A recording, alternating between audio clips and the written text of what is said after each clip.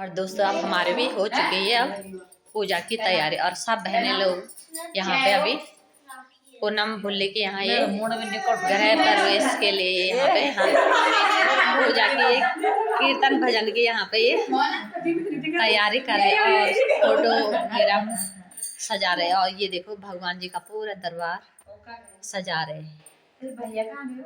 जय बजरंगबली हनुमान जी की जय हो। जय जय श्री राम, जय जय श्री राम।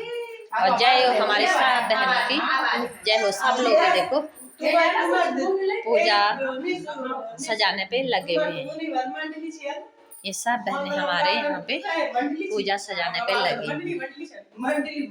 और मैं भी इनके साथ यहाँ पे सामान लेके हम पूजा का यहाँ पे आए। जय बजरंगबली हनुमान।